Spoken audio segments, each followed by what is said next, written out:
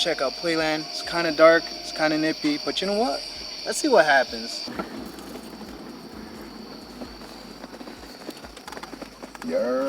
Yo, we got that Playland vibe. What's good? Yeah. Well, we just found a spider. Thank you, Helen, for checking it out. It's probably gonna like spook the bamboozle out of me, but honestly, after some time, they're not that bad. You know, I'm messing up your little home area. Oh no! There you go. You get it on you? Yeah, it's just chilling. Where is it? Right here. Wait, put the light on. I can't see. Right. Aquí. Ay, no caigas, carajo. No. Oh. Put on the ground. Oh, there she is. What's up, bro? But yo, una arañita. They're very amazing animals to have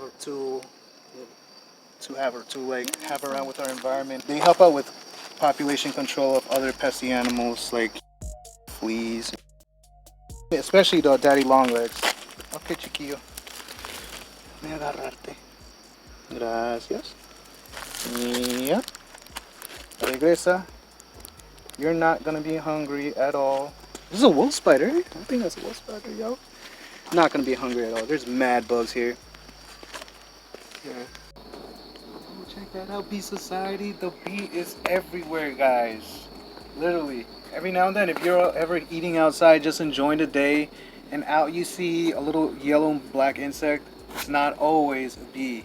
I know many people think about, oh, a bee's gonna sting you, a bee's gonna sting you. No, a yellow jacket will, but not a honeybee or even a bumblebee. If anything, you know, the bumblebees are just pollinating. It's the yellow jackets that are actually carnivorous. So if you're ever hanging out, enjoying time with the family, you get spooked by some of these, all right, so find a way to move them away. Grab a piece of meat or a slice of silly bologna and throw it. And you're gonna see them eat that. Wait. Yeah. A bee will eat a piece of meat? Wait, no, a yellow jacket. A yellow jacket. Yellow jacket. Wow. Yeah. So, yeah, always be aware of the insects around you. Bees usually gonna leave you alone. Once you get into the Greenwich Bay area, you see like hundreds of these birds. Great blue herons. We've seen some egrets, and we've even seen a couple of osprey flying with fish. You know, difference about the osprey with the bald eagle. Osprey is still a hawk, but the bald eagle swipes down, gets the fish at the top of the surface, pulls out. The osprey actually goes into the water. They throw in their whole wings and they'll come out with something cool. Something interesting about bees is the males and females are separated. Usually females are the workers and they literally work themselves to death. All that honey that they've been working for during spring and summer times, it ends up being their main source of food. The males are called the drones, and the drones are the ones that usually do all the care and then they do all the wars. And you'll see them, they'll actually start doing wars with other insects. You know, every now and then, I don't know if you've seen the footage of the Japanese hornet just hanging by. They're starting a whole out war siege, and these are massive hornets. But the bees figured out a type of warfare in which they literally cook the hornets alive just by the vibrations from their bodies. They do so much communication with their bodies. Sometimes they're called wagglers because they like to wiggle their butts. You could tell when they're angry. That's great. Because of the way they shake. Yeah, now bees are very intriguing creatures. The queens, they really deserve their whole hierarchy. The queens basically are given this type of jelly. It is a jelly sort, and it's called the queen's jelly. It's a larvae it is a source of food that's separated from the rest of the bee society there. And that's what usually gives her the traits and all that gives her that royalty push.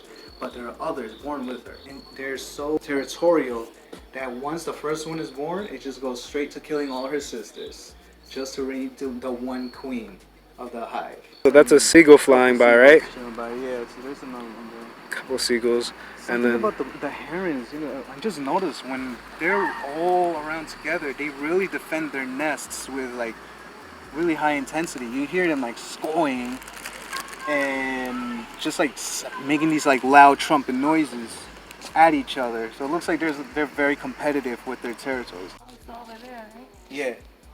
great blue heron. And those are the Great ones blue that they only eat fish, or what else do they eat? They eat fish, but they also like surprisingly feed on other animals, like on like some rodents, or even sometimes other birds, fish most of the time. But yeah, they're pretty cool to see. And where do they live? The riverbanks.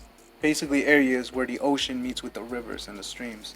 So you get a whole entire environment over there because it's a collision of two different main elements. You ever notice something about the batteries going on in about winter and fall season? It's just because it's cold out. We just had like 3 phones out and it just started like freezing up on us. So guys, get ready. Autumn's like literally here. It's gonna get colder. We're gonna start seeing the leaves falling down. And enjoy these times because we got some haunted houses coming out. Yo, spooky time.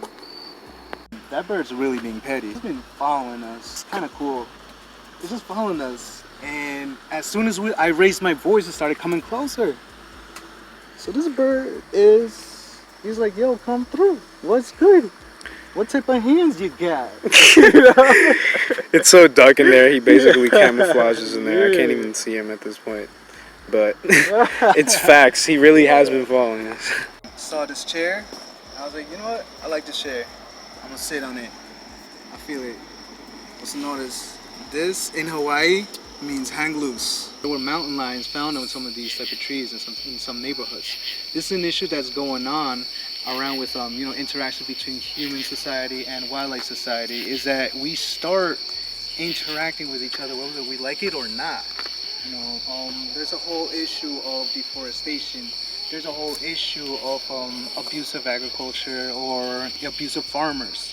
Everything is connected for each and every one of us. Everything is all connected here.